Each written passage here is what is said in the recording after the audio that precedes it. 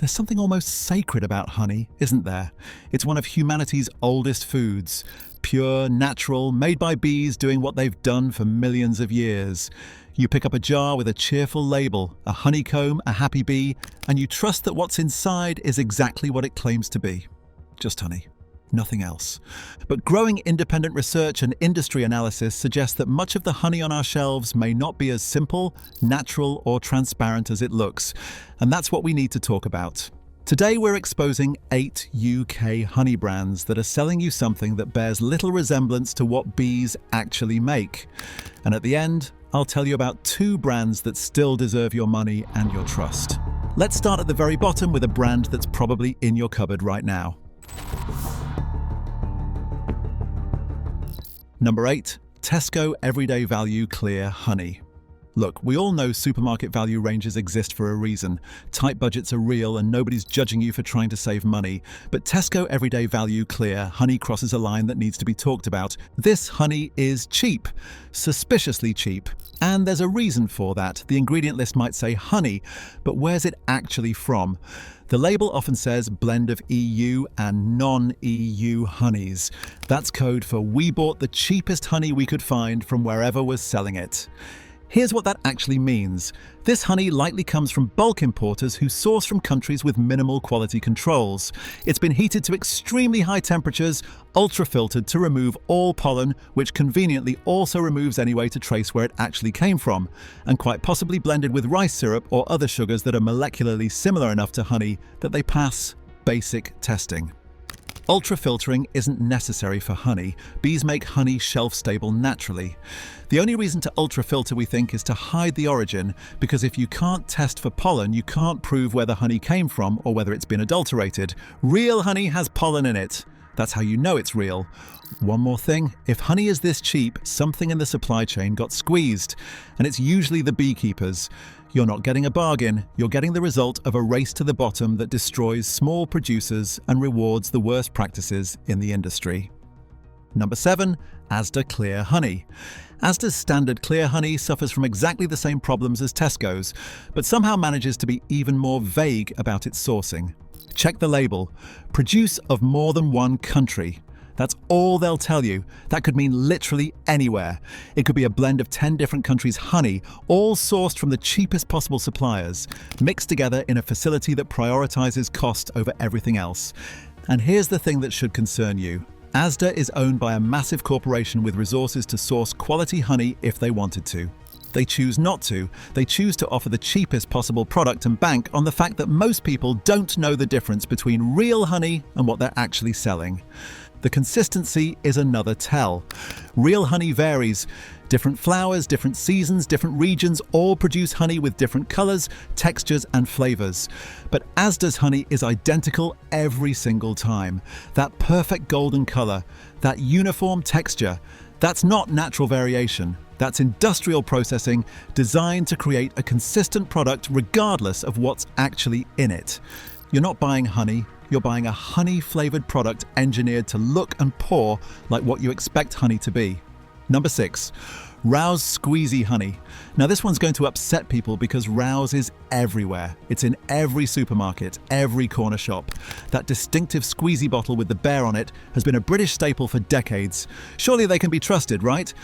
Here's the problem. That convenient squeezy bottle requires honey to be extremely runny. Real honey crystallizes naturally. It thickens over time. That's what honey does. But crystallized honey won't squeeze out of a plastic bottle, will it? So, Rowse heats their honey to very high temperatures to keep it permanently liquid. That heating process destroys most of the enzymes, the beneficial compounds, the subtle flavors that make honey special. What you're left with is essentially sugar syrup that used to be honey. And the sourcing? Again, we see that familiar phrase, blend of EU and non-EU honeys. Translation, wherever was cheapest this month. There's no traceability, no consistency, no way for you to know what you're actually getting.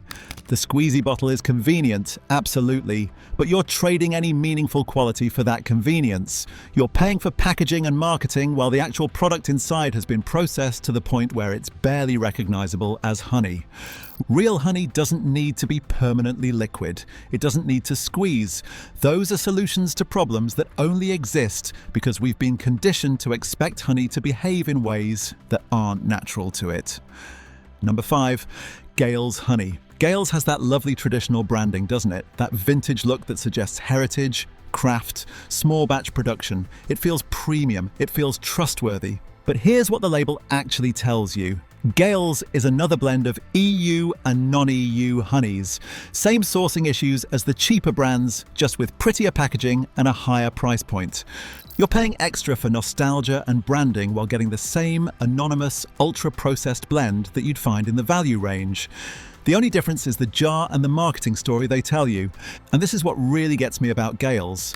They position themselves as a heritage brand, something traditional and trustworthy. But there's nothing traditional about blending mystery honey from unknown sources and heating it into oblivion. Traditional honey was local, traceable, minimally processed. Gale's is the opposite of everything their branding suggests. You're not buying quality, you're buying a story.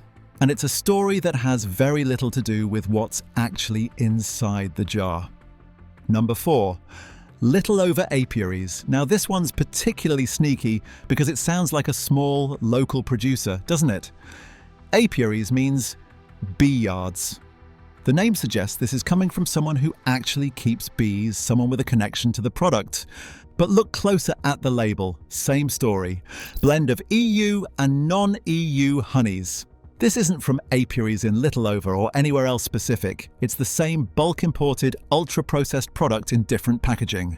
The name is pure marketing. It's designed to make you think you're supporting a small beekeeper when you're actually buying from the same industrial supply chain as all the other supermarket brands. This is what makes me angriest about the honey industry. The deliberate deception, the way brands use language and imagery to suggest authenticity, locality, craft, when the reality is massive factories processing anonymous honey from unknown sources. If it doesn't tell you specifically where the honey comes from, if it uses vague phrases like blend of multiple countries, if it doesn't name the actual apiaries or regions, then you can assume it's coming from the cheapest possible source and has been processed into uniformity. Number 3. Whole Earth Clear Honey. This one stings because Whole Earth positions itself as a natural, ethical, health-conscious brand. They make peanut butter, cereals, spreads, all marketed with that wholesome, earthy aesthetic that suggests they care about quality and transparency. But they're clear honey. Check the label. Produced in the EU from EU and non-EU honey. There's that phrase again. Despite all their branding about natural products, they're sourcing the same anonymous bulk honey as everyone else. And here's the real betrayal. People pay more for Whole Earth specifically because they trust the brand to be better, to care more, to source more responsibly. But when it comes to their honey, there's no evidence they're doing anything different from the cheapest supermarket brand. We feel you're paying a premium for brand values that aren't being applied to this product. It's the worst kind of greenwashing, using ethical branding to charge more while delivering the same low-quality product everyone else is selling. If Whole Earth really cared about natural traceable products, their honey would say where it comes from. It would be minimally processed, it would be as transparent as their marketing claims to be. But it's not. Number 2, Streamland Pure New Zealand Honey. Now, New Zealand honey has a prestigious reputation, and that's exactly what this brand is leaning on. Streamland trades entirely on the premium reputation of New Zealand honey. The label, the branding, everything screams premium product from a country known for honey quality, and they charge accordingly. You're paying 3 or 4 times what you'd pay for standard supermarket honey. But here's the catch. This isn't Manuka honey. It's not even particularly special New Zealand honey. It's described as pure New Zealand honey, which sounds lovely, but read the fine print. This is often clover honey, which is perfectly fine, but it's not what you're imagining when you pay premium prices for New Zealand honey.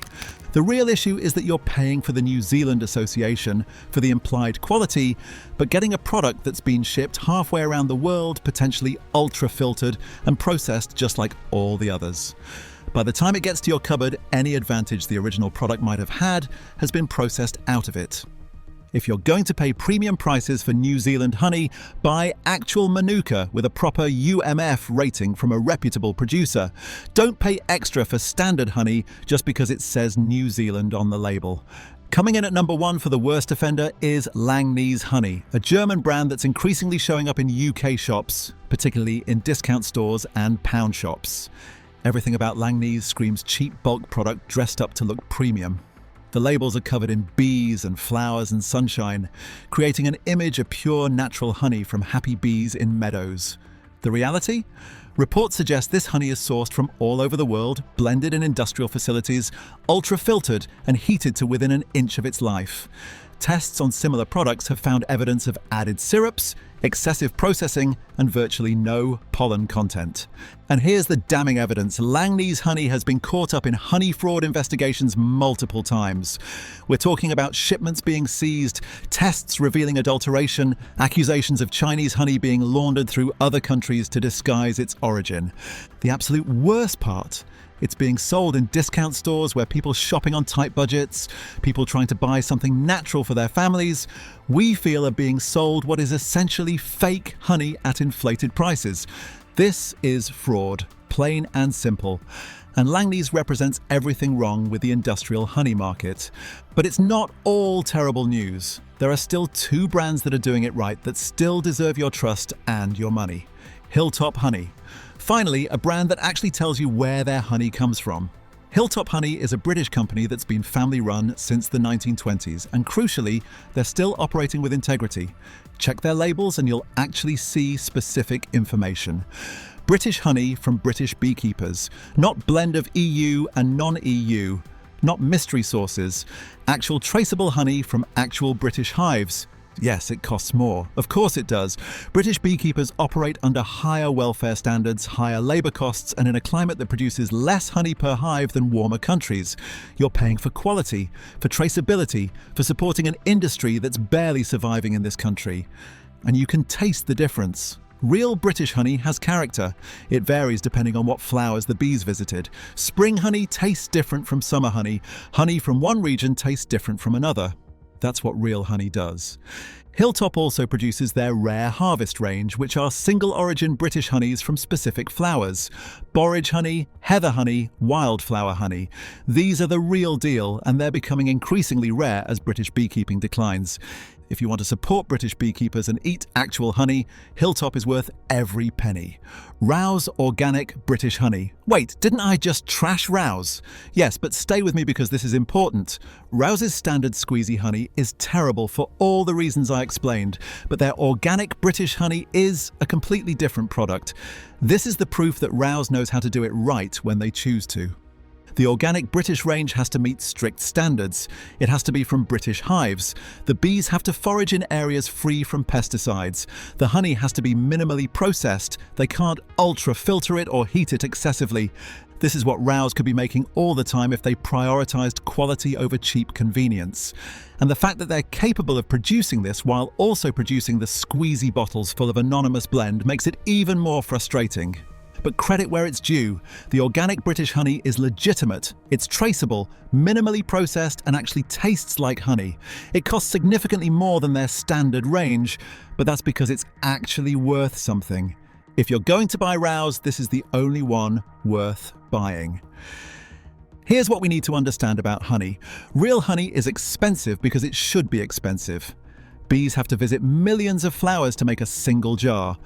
Beekeepers have to maintain hives, manage diseases, transport bees to forage areas, extract and bottle honey with care. It's labour-intensive and time-consuming. When honey is cheap, someone or something got exploited. Either the bees, the beekeepers, or you, the consumer. Usually all 3. The honey industry has become a race to the bottom where the cheapest product wins, where branding and packaging matter more than what's actually inside, where fraud is so common it's practically accepted. But here's the good news. You have power.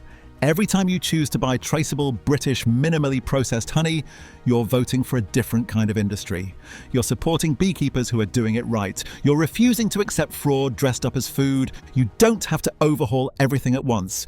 But maybe this week, instead of grabbing the cheapest jar or the familiar brand, you take a moment to read the label, to look for specific origins, to choose something real.